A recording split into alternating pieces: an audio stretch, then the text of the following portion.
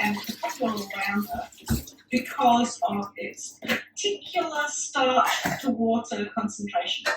So I did an experiment on the weekend, on Sunday, where I decided I'd learned this trick, that if you make a 12% salt solution, you can then float your potatoes in your 12% salt solution to see what the ratio of starch to water is. Just out of interest, do you know about water and starch in potatoes? No? No? Okay. So what makes potatoes different is the amount of starch in them. So a really starchy potato is much denser and it will sink to the bottom, whereas a potato with less starch will float, it's less dense. And why this is significant is because the more starch in the potato, the more floury it is. So a really waxy potato doesn't have a lot of starch in, so it tends to float, whereas the denseness of a starchy potato, it will sink in water. And what happens when you cook a starchy potato is all the cells in the starchy potato will swell like big balloons and then break apart. So they don't hold together as well. So a Marish Piper is a starchy potato, whereas the other experiment I did was with the Vivaldi potato, which you get from Sainsbury's. Vivaldi is an interesting short fact, named after the composer Vivaldi and the song Four Seasons, because it's available all year round. You know, even learning the names of your potatoes, you can learn. That's funny. Isn't that amazing? Yeah. So anyway, the Vivaldi potato, which when I did my little experiment, it floated to the top of my container almost instantaneously. Fascinating. I was like, oh my God, this works. It was developed in the Netherlands, and it was nicknamed the Weight Watchers potato because it's reputed to be lower in calories than many of the other potatoes. Yes, Kissy, go ahead. Well, I've heard that if you cook a potato and cool it, yeah, and then reheat it, that the carbs have somehow been altered and are therefore not so bad for your blood sugar. You are absolutely right. You are absolutely right. So here is the interesting thing about potatoes is there is this component within them that's called resistant starch. Now this is the starch that doesn't get digested but passes through your body. So it's equivalent to fibre, but it's a little bit different from fibre. So resistant starch will pass through the small intestine into the large intestine without being digested. And they are probiotics. They will feed the good bacteria in your gut. And the reason why this is important in terms from a health perspective is that these good bacteria are really good in terms of inflammation. So in the COVID-19 period, you want to have as much resistant starch when you eat potatoes as you possibly can. Now, yeah, you can interrupt any time, Ian, if I'm going off topic. No, not that. Just watching people use knives. Okay,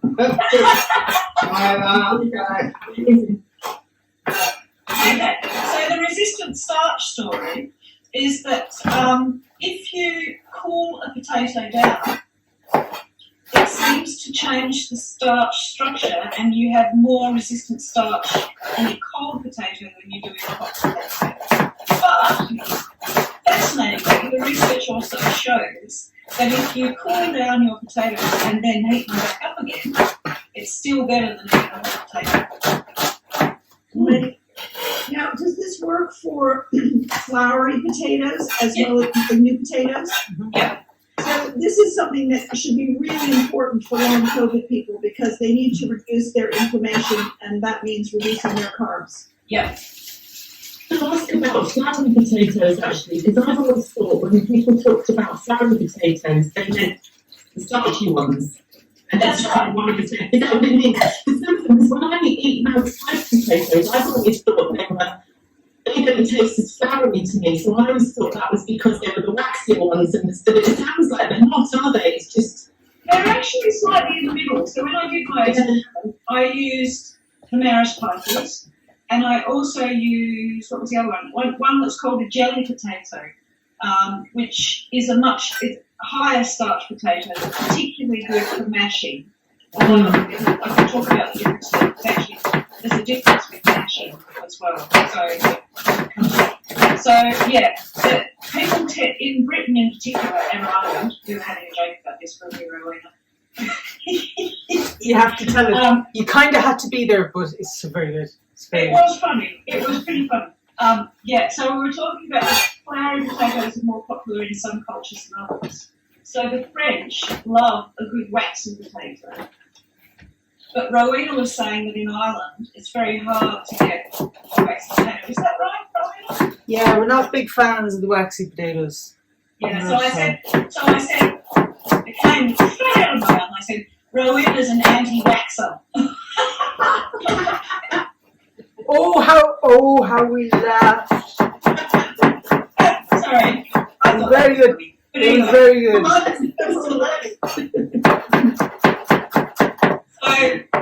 So yes, the answer to your question is the higher the starch level, the more floury they are, and when you put them in salty water, the more they'll sink to the bottom. So when I did my experiment with Maris piper and the jelly, which is sold in supermarkets as a baking potato because it's very floury, that sank right to the bottom, whereas the Maris piper had a little bit of it kind of wanted to float, but it didn't actually float that much. Right.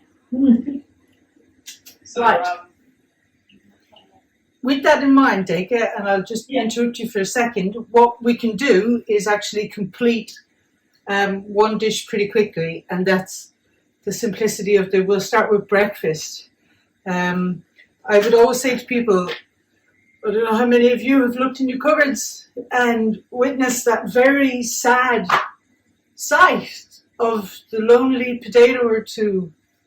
Those few potatoes that never quite got to reach their potential coming from the ground. I mean, I don't know if you've ever dug potatoes, and I've dug them, I know them. We call them the jewels of the earth in Gaelic for a very good reason. It's like magic when you dig them up.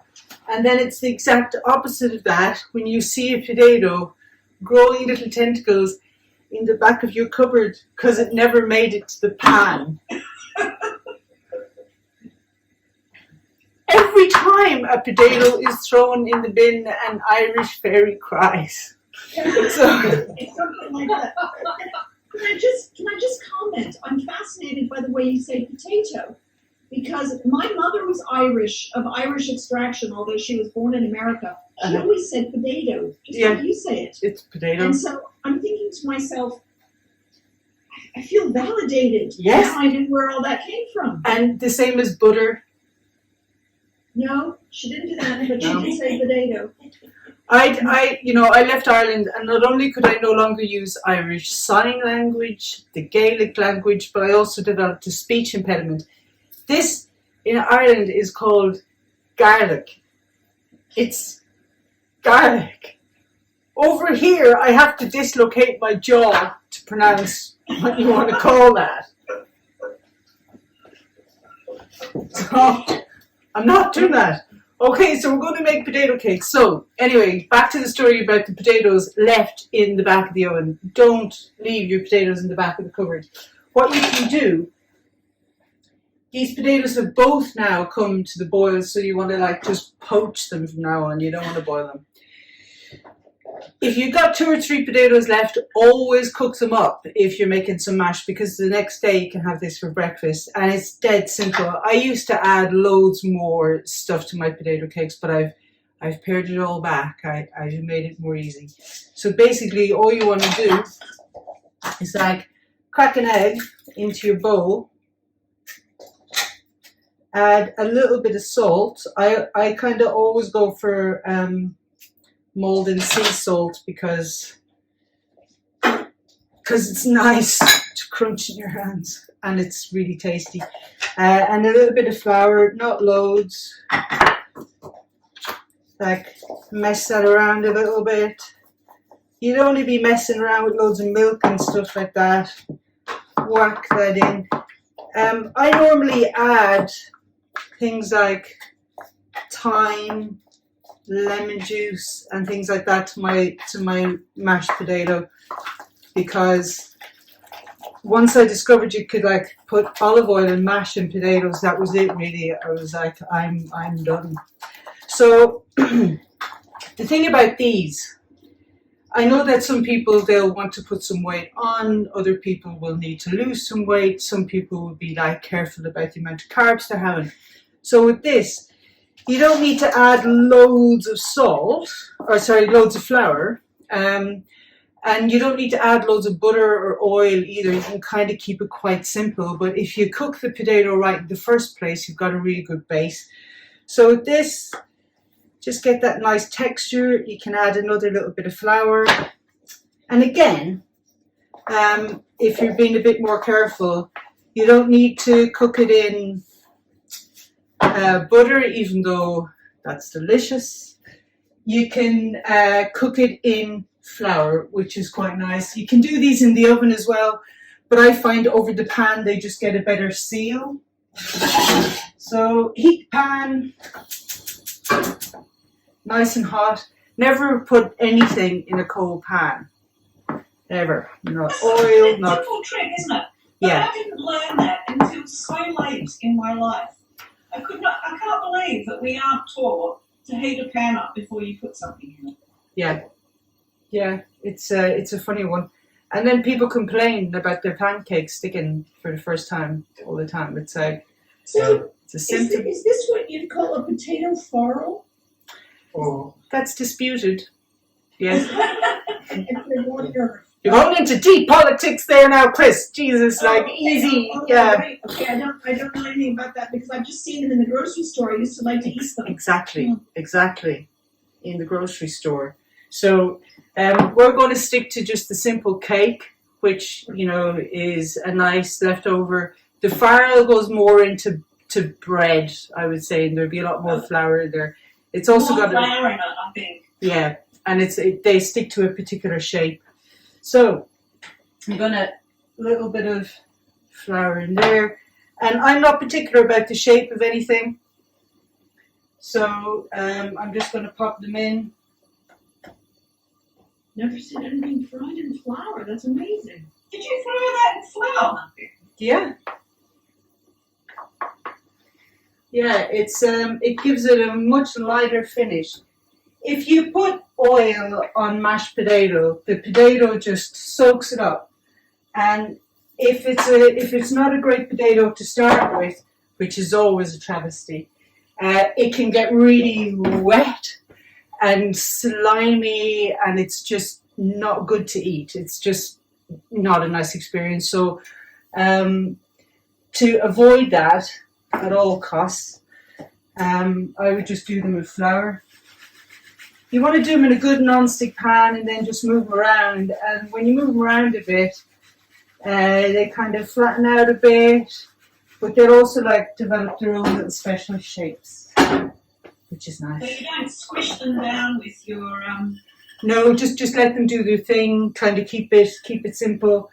You don't really want to be like using loads of utensils. Let the air get through it, heat it through, form a nice seal. If I wasn't doing this on Zoom and at high risk of them going on the floor, I'd just flip them over.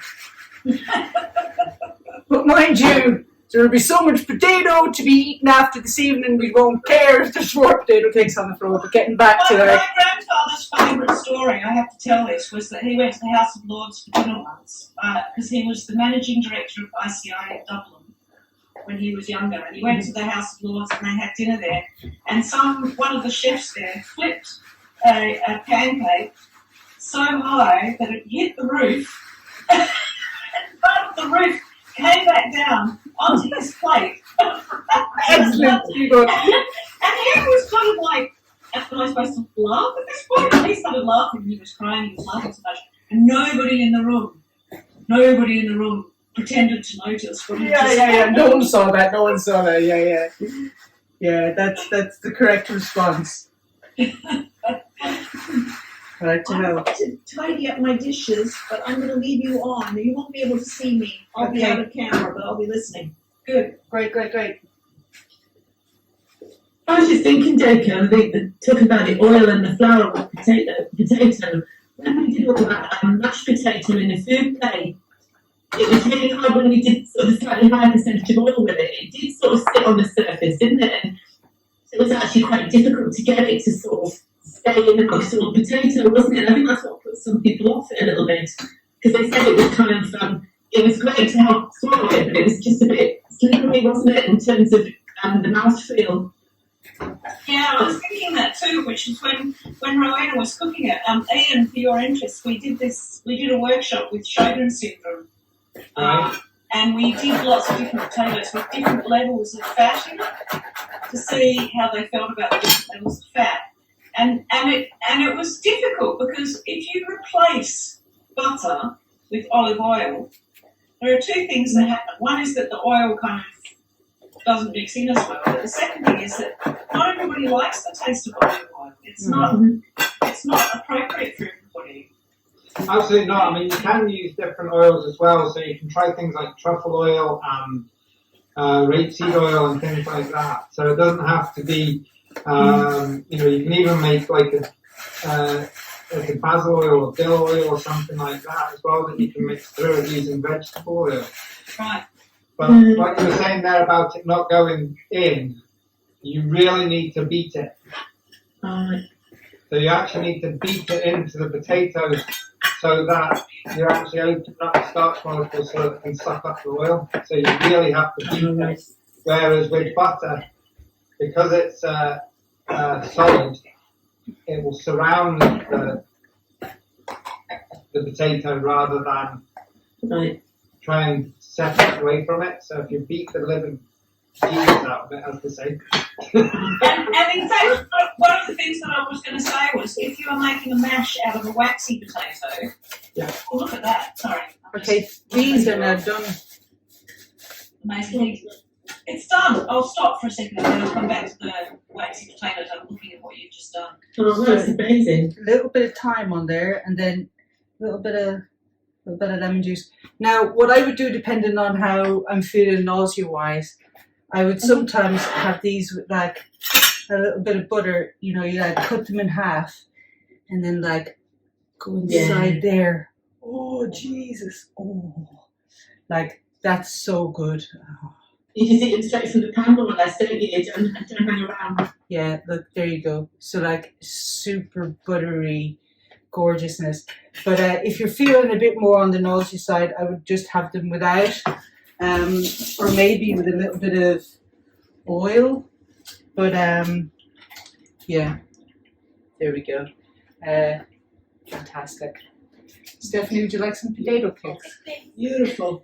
Inside, like. So how do you not burn the flour when you first put? My question is, how do you? The hands coming in. Yeah. I'll have that. Thanks very much. Yeah. How do you not burn the flour when you first do that? Because if I put flour in a hot pan, it would just turn to black, wouldn't it? What sort of pan is it? Is it just really good? Is it like a heavy cast iron pan? No, it's medium weight. It was on quite high. Just put it in, get your food in fairly quick. Keep it on the move. But no, it was fine. Plain flour, absolutely fine. Yeah, goes nice and quick. So that's your. Is there anything that can be done to reduce the amount of salt that you need to make a potato taste salty? Well, not salty, but to bring it to the right level of salt. I've never understood why potatoes just seem like a bottomless pit of, salt and butter and all the good things. So yeah, that's why we love them. Yes, lemon. I think. Okay. Adding lemon to mashed potatoes, because that is what I mean. Chips, salt, all the like potatoes. You can just add so much salt to it, and it's like delicious. But if you need to reduce your salt, I kind of found that putting some lemon in as the potatoes were cooking, and then just before I mashed them, which I'll be able to show you in a second. I sometimes describe flavors in terms of shape. And when you put the lemon in with the potato, it kind of makes it a slightly wider feel. Gets your taste buds here. Yeah. It's definitely wider, and they're much easier to eat and enjoy. Yeah, I find it's fine with mayonnaise. Jesus, no, I don't. I find it's fine with olive oil or butter. Either one of those works for me, but not mayonnaise. Right. Using a good salt as well is a good idea. So using like the Merlin salt or something like that. Yeah. You can blitz it up. It gives it a better. It lifts it more than using table salt. Oh yeah, for sure. I would love to do a whole session on salt because I just thought salt was salt, and it clearly is not. No. It's one of the ones I was going to do anyway for the older elderly one, so the older network. Yeah. But yeah, no, there's many different types and how it works. That's so interesting. I would love to know more about salt, and I will put you on to seaweed salt too, Ian. Yeah. Right, Because this that's is. really interesting. I'm just going to interrupt you for a second. This is the bowl of love, okay? So what you can do, if you want, is you can have your vegetables and your potatoes on at the same time. But what I like to do is I cook the vegetables, cook the potatoes. I think I'm doing well speaking English actually. I cook the potatoes, keep the water, and then I add the carrots, right? And the carrots are chopped up as if you were like chopping them for a small child, because what I've noticed is when I've been really, really tired and I've wanted just some nice food, I want the food to be like I can just eat it on a spoon because I haven't got the energy to like chop it up. So I'm just whacking those in the same pot. And while they're on doing the thing, I'm not going to add I always add cabbage to this because it's just mint. I'm not going to add the cabbage for a bit yet. So we've got our potatoes here. They've been cooked. I'm just letting some of the steam come off them. They're lovely and fluffy. Just lovely example of a potato, these also. A proper Irish potato that is not waxy. Totally, right? So what I'm going to do is going to add a little bit of lemon juice first of all, right? And that just does a nice job of getting the juice straight into the potato before you add any fat. Bit of mold and salt, being extravagant, adding it at this stage. Going to put a little bit of mustard in there, kind of whole grain, just to kind of lift it a bit. And I am going to add a little bit of olive oil as well. Just actually, it's really nice for the colour. There's no butter in here yet, but we are going to add just a bit of butter because sure it'd be rude not to. And then give them a really nice mash around. So if you're ever mashing potatoes, do you ever mash them and they're just like the single most unforgiving root vegetable you've ever come across, and they're really dry, they're falling apart, and they just won't do their thing. And you know that if you like serve them up, people are going to be like spitting feathers at the table. That would be like there'd be an inquiry if you did that at home. So lovely, kind of like fluffy, but yeah, there's a bit of a noise off them. So if your potatoes are like too fluffy, the cat's getting back up again, you can put them back in the pan, add a little bit of hot water, bit of lemon juice, bit of salt, bit of oil, put the lid on, leave it over really low heat, and the steam will just make your potatoes great again. I didn't mean to say that. That man hasn't That's right again. I think that's a much better line. Oh, sweet Jesus. Right. Oh. What do you mean, Rowan? When you said it, they're too fluffy, what do you mean? Do you know if they're really dry? They're just like, yeah. they're, Okay. yeah, if they're really, really dry, you just so totally You don't want dried potatoes. Right, so these are the salad ones are ready as well. What I'm going to do is I'm just going to strain these off and get myself together. So have a chat and we'll come back and we're going to do lunch in a second, right? Which is the potato and winter warm salad with the lovely sprouts. Give me 2 seconds. All right. So See the sodium content. So going back to salt. You can see the sodium content. See if you've got a gas cooker like Karina there. If you were to stand at this end of the kitchen and throw table salt just up in the air, the burners would burn yellow quite quickly, and that's the sodium getting across to them. Whereas if you did that with rock salt, even if you like break it down and do it, it doesn't do that. really, Yeah. I have a colleague in Newcastle who was part of this whole sort of movement to try and move people away from eating table salts to eating seaweed salts because they're much more complex and you don't actually absorb them in quite the same way, because salt is a real problem as you age.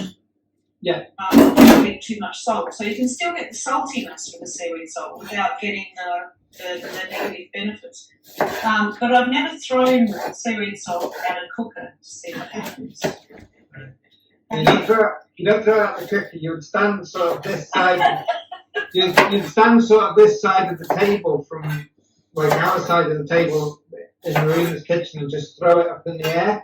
And then because of you'll see the sodium light up on the stove on the gas.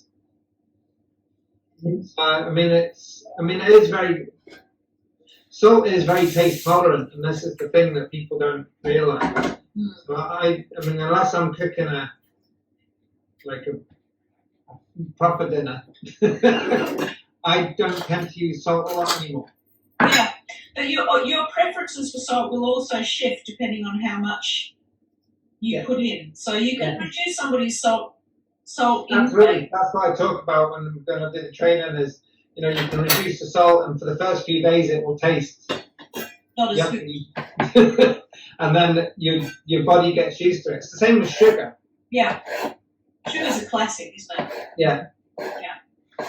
Yeah. Right. So we have a big problem with that with salt, especially on the west coast of Scotland, because the average intake is about 12 grams a day. Wow. Which is double. I think actually my first experience of realising how much salt was a problem was going to one of those Sunday roasts in a pub one day, and seeing this older woman on the other side of the table from me, and she was literally pouring the salt shaker Making on her mountains. roast dinner. Yeah. Like a mountain, and I was thinking, oh my god! And it was at that point that I realised that people's sensory experience of the world was different. I couldn't have eaten it. No. I couldn't have gone near it, Right, so what we're going to do while we're letting those sprouts do their thing, I'm going to add a few little bits to the carrots. So the carrots that are cooking for the bowl of love, which are right here, I'm going to put a little knob of butter in here because we're basically making a kind of a sauce built into this dish. It doesn't come with a gravy, it just comes with its own kind of nice juices. And the lunchtime salad that we're going to make is these lovely salad potatoes. And all I'm doing here is like blanching up these Brussels sprouts. We're going to just get them a little bit soft. Then we're going to have a little play with them and add a tiny little bit of chili and cook off some of this halloumi. I think what would probably be really nice with this is bacon if meat was your thing. So we're going to make it a little bit spicy but not too spicy. And we're going to add a little bit of lemon to it as well. So lemon, oil. You're big on lemon, aren't you, Rowena? You love the lemon. Well, I think lemon's very good for, and we're going to add in some of these chestnuts because it's Christmas and stuff. I think the lemon, it helps to kind of activate the taste buds, it helps to activate the saliva glands, and it helps your body to deal with the fats at the same time. So most of the time, if I'm feeling very nauseous, the idea of anything fatty makes me feel more nauseous. So I'll just add in loads of lemon, so that I kind of think that after a meal, you should feel good. And it might be particular to myself, but I find that if I add a fair amount of lemon to what I'm eating, I just feel better after the meal. Now, that's not to say there aren't other times where I'm like, actually, I want a pizza. And I'm okay with the fact that I'm going to feel terrible for about 12 to 14 hours. But lemon definitely helps to just, yeah, I think it adds a lot. And I think it does help with the kind of salt reduction plan as well, which God knows I could do with. So these are going to be crunchy, make no mistake. So I'm going to strain the water off them on a fairly high heat. Right. You better waste your time cooking them to put them in the bin, though. Sorry? I can't stand sprouts. I hate them with a passion. Really? I can It's the understand love that. or hate engagement sprouts. Yeah. Yeah. And I have asked several people about this, and I think there's a gene around. Yes, there is. Yeah.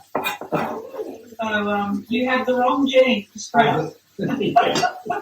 But I mean, they're mostly eaten at There's Christmas. some coriander, isn't there, where you get taste soapy to some people, is that right? Right, Yeah. coriander, classic gene-related issue, but I think Brussels sprouts are another.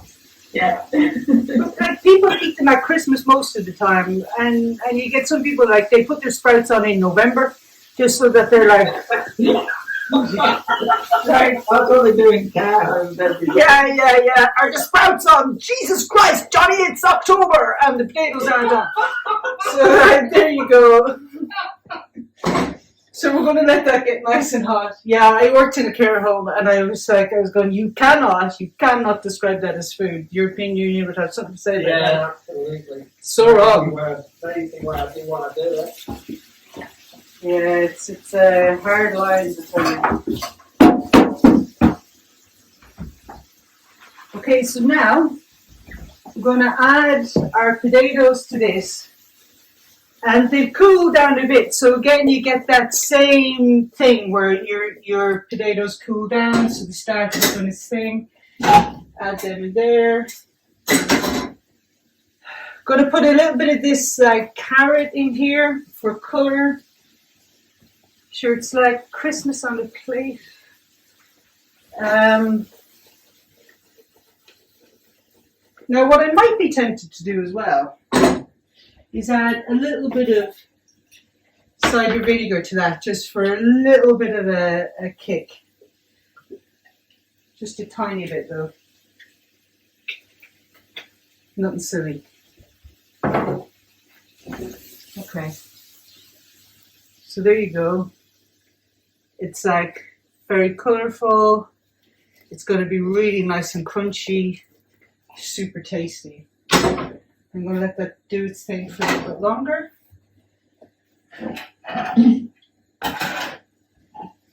we'll put it on. What I like to spend time doing is figuring out which ceramic to put which food on. This is how sad my life gets. It's not sad. It's not sad, Rowena. That is so not sad. And in fact, we're gonna do this event with the Institute called the Goose this year. And I have to say that when we decided that this year we're going to do it on texture and temperature, but Agnes Gimuru, who's the academic director there, said, I want to do a whole year on colour. Mm. It's so important to people's experience. So, I think that's one of the biggest problems in the care sector is that they use white. I know. Everything is white. It's white everything. Yeah. The food's white, the plates are white, everything's white. And then they wonder why people don't eat. Yeah, and I wonder if there's something about that and the history of whiteness being about purity and safety, and that people have become accustomed to whiteness. Because historically, the reason why we like white sugar, white salt, white bread, whiteness, has a cultural kind of connotation, because anything that was slightly brown might be contaminated, and that was why we got used to the idea of whiteness. So getting people off it again is an interesting kind of challenge. Yeah. Okay, so Look at that. Christmas on a plate. yeah, I can't find my little chef rings though. That would have been a helpful one. Okay.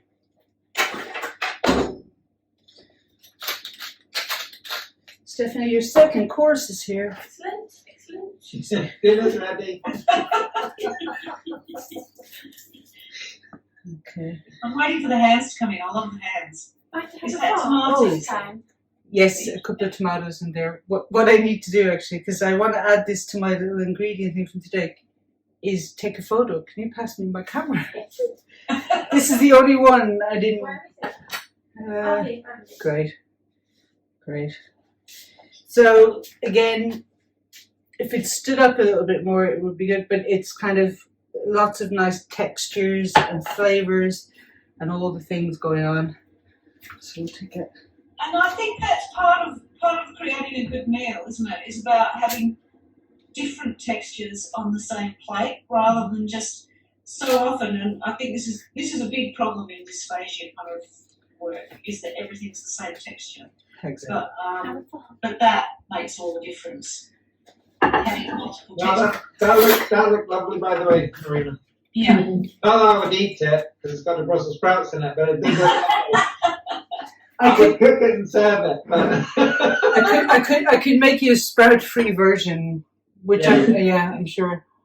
Yeah. That looked lovely. Okay. It does. Great. Really good. And yeah. And the idea that you can just cook with just vegetables and make them look amazing. Yeah, it's really simple. It's one of the things that always depresses me when, you know, you go somewhere and you say, I'm a vegetarian, and they're like, we've got a lasagna. You're like, oh, Or an omelette. yeah. You can have an omelette. Or quiche. Quiche. Macaroni cheese. Oh, macaroni cheese. Actually, my favourite thing about Scotland is the like vegetarian options. You can have macaroni cheese as a starter at lunchtime. So I just put the cabbage in here. This is the bowl of love, yeah?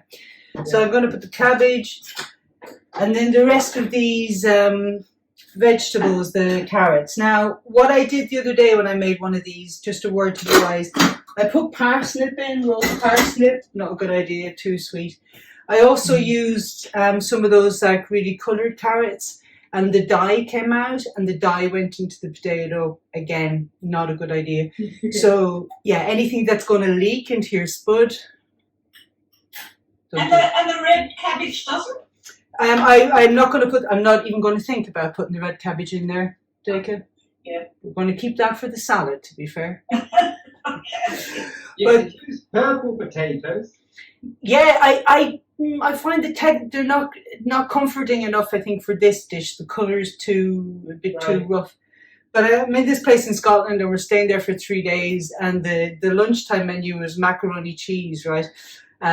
So they gave me that, and then the dinner menu was macaroni cheese, and then what went with that was like 2 other options, 2 side dishes. Incredible, really. You could have chips with it.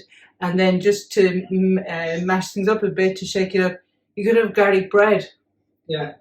So I had to say to them after 2 days, I was like, you know, vegetarians, we like vegetables. And the only thing you don't give vegetarians actually is any vegetables. There's like no vegetables in the lunch, no vegetables in the dinner. And they kind of go, but there's pasta, you know. Yeah. Isn't a vegetable, but people are amazed. It's like you would think the first thing you'd want to give us. Anyway, It's unreal. Just after where I was setting up my business, right at the end of my uni as well, I worked in a coffee shop, but it was a vegetarian vegan restaurant as well. Mm-hmm. So I learned a lot of cooking that style of things, and it's amazing what you can actually do. Yeah, it's kind of, and I think that the thing that people forget as well, it's cheap and it's quick. You know, it's really, it's so easy. And you don't go to I'm thinking of my experience of asking for a salad after I'd been somewhere. I went into Germany and asked for a salad, and I was like, I'm just so desperate. I just wanted some greens, you know. I was just desperate for greens, and I asked for a salad, and they said, "Oh, this restaurant. Oh, I'm afraid we've only got sausage salad." I went, "Okay, then we'll just sort of start. I'll go the sausage salad." And this plate arrives, and it's like sausages with mayonnaise on it. Yeah. Oh God. Yeah. Where's the salad? They don't do that. I mean, it was the same after sailing across the Atlantic. You know, you get into Antigua, and the first thing you want to do is have some sort of fresh vegetables and salad because you haven't had any because you've been at sea for the last 3 weeks. And you and it's like, what, fried plantain? It's like, you don't know? Yeah. Go curry, go roasting. Oh, Yeah, I do like that stuff, but I really want some vegetables and stuff. So I had to go into the main town to actually get some. Yeah, it's bizarre. It's bizarre because you kind of think the majority of the diet may well be vegetables, and yet it's not celebrated as a thing. We so rarely celebrate vegetables. It's a very odd thing. I've never quite got that. it's a shame. Here we go. She's got a mash there. Right. We're on to the last leg, so main course. So what we have here are some carrots, some cabbage, all just cooking down in a little bit of water that the potatoes were also cooked in, okay? So what we're going to do is going to add a little bit more garlic here and some thyme. There's some bit of salt there as well. Pop that on over there. And to warm your potatoes up, because again, remember, we're going to let the potatoes cool down. They just become a better spud that way.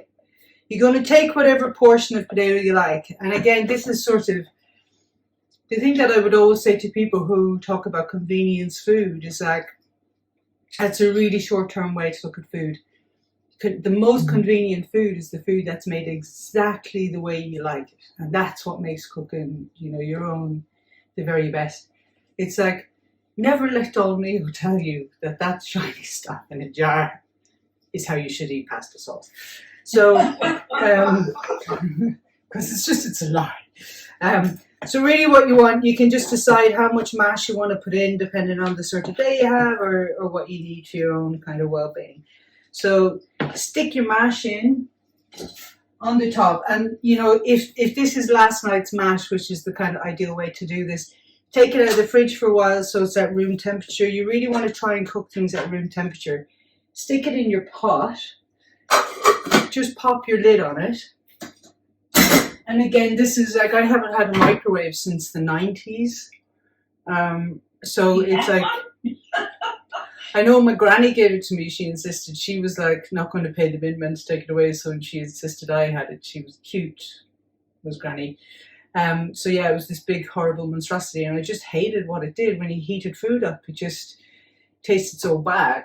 So this is such a nice way to kind of heat food, because the other nice thing about this is anyone who has like taste issues or altered eating, when you've made your potato yesterday, you can taste it the day after. And I wouldn't go as far as saying it matures like a good curry, because that would be a lie. But you can decide to change the flavor of your potato the next day any way you want. So thinking a little bit more creatively about it is good. So you can kind of tweak that flavor, add more thyme, add more whatever it is you want, like make up a garlic chili paste, however you want. And you can really do the same thing with the potato cakes, like flavor those up. You can have them quite simple if you want, but you can really kind of go wild on the flavor with them. And again, that's just about dependent on how you feel. So your bowl of love, you want it in a nice, deep bowl. And what I find goes well with this is you need to have a bit of a texture shift. So I put the cabbage in quite late, so it's still quite crunchy. The carrot should still be quite crunchy. But I just fess up, I'm like addicted to halloumi cheese. It's been a problem for a long time. I have a friend who's got a family who make it in Cyprus, and she brings it over, and I get to eat like proper Cypriot homemade halloumi. Nice. Very, very different. Lovely. Very different experience to the shop bought stuff, I can tell you. So we're going to keep the halloumi very thin, and I think a little bit of heat wouldn't go astray. We have to do a whole session on chilies too at some point. For sure, actually, that would be really good. Because, you know, I'm finding things out about chilies. I'm going to add the chilies in quite late because I think they affect how the halloumi browns. And never add chili into your hummus because it goes like wet. So if you want a hummus that's hot, make a chili oil and drizzle it over the top. I spend all the time. I got the chickpeas. I soaked them overnight and then like rinse them and then boil them in like the bicarb, strain them perfectly. Everything was perfect. Checking out all the chickpeas, made this hummus, added some chili into it. And sure, it was just slop, and there was no way that it was ever going to improve its form. And I reckon it's just whatever the chili does. Even when you're cooking your chickpeas, see when you're boiling them, if you boil them with garlic and put the chili in then the flavour will come out into the chickpeas. Okay, I'll give that a shot. Yeah, I'm skeptical now. I'm just skeptical about. Well, like a home chili, so you can take it out, but don't mean put it up with it. You're forcing me to move on. It was a hard day, and that was a hard day when my hummus was slop. There's nothing less. And I was bringing it to someone else's house as well, and you're like, Jesus Christ, you sure hummus? Could have poured it from a jug. Mortified. Right, so you want your halloumi nice and kind of crispy. And now in here, what we've got is the bowl of love. And what I would normally do at this stage, just for good measure, is add a bit of butter. Just to the top. And a little drizzle of oil on the potato because you can. And just before you serve it, you want to let some of the steam off because you're not going to drain any of the juice out of this dish. All of it's going in. So, sure, it's good for you as well, as my dad would say. So we've got our halloumi. That's all good to go. I'm going to add the chili in now because I don't trust chili anymore. The relationship is broken down.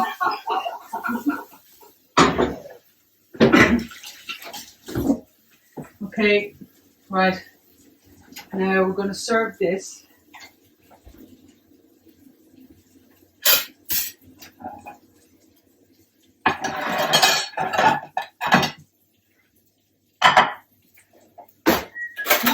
Nice crockery. I'm I jealous. was just thinking the same thing. I was just wondering where you get it from. It's all from Kiln in the Eusburn. Ah, Yeah. the kiln is awesome. I like that place. Yeah, so I watched most of this being made. I developed an insane love of So you just let your potatoes float on the top, and now you put them in. Yeah, So just they've like, stayed their shape. yeah, lob it on the top like that. Yeah. Okay, You better take a proper photo of that, Rowena, yeah, I will. so we can see it. And then just get your nice crispy chili halloumi. Yeah. Just while Rowena's finishing up there, in the chat box I've put a link to UK potatoes Oh, and uses. well, that's quite useful to know, isn't it? I think we tend to assume all potatoes are the same, and they're so not. But, you know, when are you taught about potatoes? While you're in the womb. Yeah. When you're over there, you do, yeah. Well, having said that, I mean, you know, growing up in Tasmania, we have completely different potato varieties in Australia. Yeah. So when I came to England, I had no idea what to do. But you know, we have something in Australia that's called the pink eye, which the pink eye potato is just like, oh my God, there is nothing like it. So yeah, So there we have it. That is really great. that looks yummy. Full of love. There we have it. I wish the only thing I'm not enjoying about this is I am naturally a feeder, and because you're all on screens, I'm like, I want to hand you all bowls of food. And let's